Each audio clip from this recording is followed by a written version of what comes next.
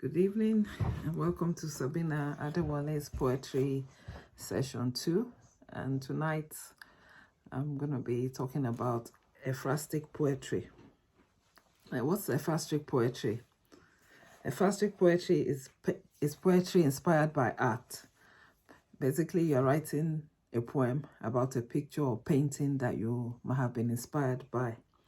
So I'm going to give you some methods in which you can create your poem, and it shouldn't be a difficult task. I want these videos to be quite short so that people can engage with them.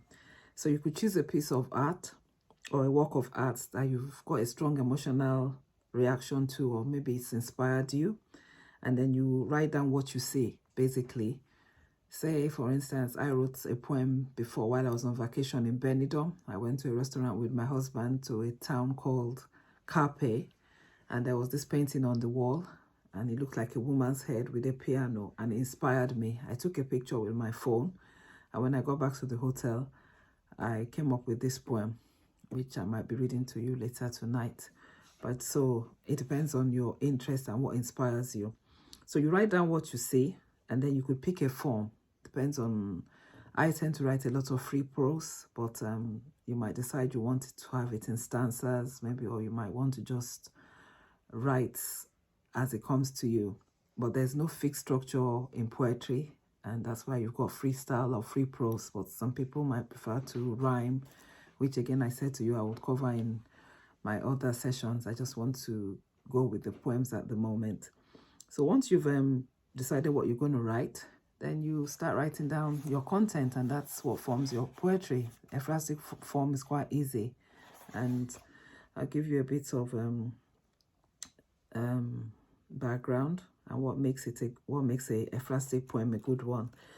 An ekphrastic poem is a work of art, and basically, if it's very vivid in your descriptions of what you see, maybe the colors, the textures, or what you feel, the sounds, those kind of emotions that we can key into, that will bring your poem and bring it to life. So maybe make it quite fluid and just try to write what you see. Maybe a lady walking on the sea, on the ocean, the water is blue, it's wavy, the sun is shining, she dipped her feet in the sea, the sand was soft, she left footprints as she walked along, so you can say that people can kind of engage with what you're talking.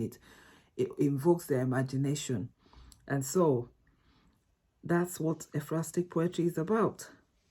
Does it have to rhyme? It doesn't necessarily have to rhyme. There's no established form for ekphrastic poetry. Any poem about art, whether it rhymes or unrhymed, metrical or free verse, may be considered ekphrastic. So that's that. So I'm going to try to read the poem I wrote some time ago. If you give me a few minutes again. And this is about a famous work of art. It's called 103 Famous People. And I went into my local kebab shop, and I just saw this painting on the wall. I was actually going to read you the one I wrote in Benidorm, but I cannot actually find it. I cannot remember the title of that poem. So I'm going to see if I can read this one to you. I think it's 103 Famous People. It's called. Yes, and that poem, I was inspired to write about this piece of art that was displayed in a kebab shop, and it's called the 103 Famous People. I'm sure if you Google that, you will find it will come up. It was during lockdown. I went to post my parcels, the winners of my book promotion. A kebab shop caught my attention. I saw the painting hanging. Very interesting images. I could not make sense of it. The shopkeeper did not speak much of English. His colleague said it was called the famous painting. My daughter Googled it. 103 famous people painted in the painting. In other words, there were 103 people within this painting.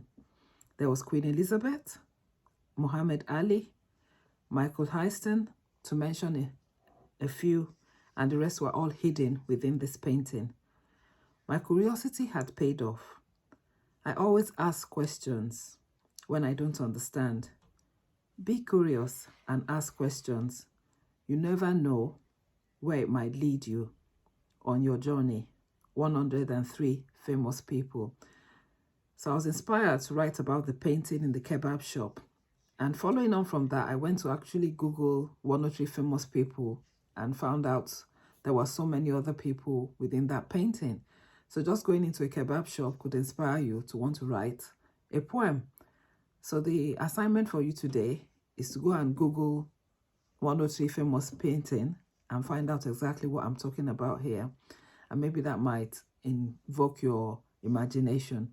Or find a piece of art somewhere in your local museum or any painting in your home or in the library and see what you can come up with. I hope you've enjoyed my session today. It's quite short. And to finish it off, I'm going to read another poem.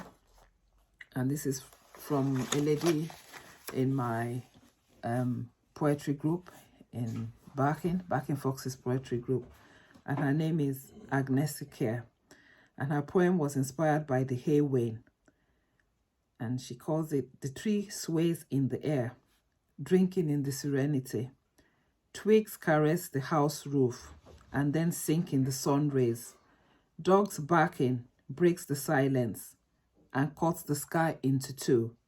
Horses with heavy hoofs drag the carriage, a long way behind them, still a long way ahead of them. Father and son in anticipation of mouthful of supper. Their minds swirl like their carriage wheels.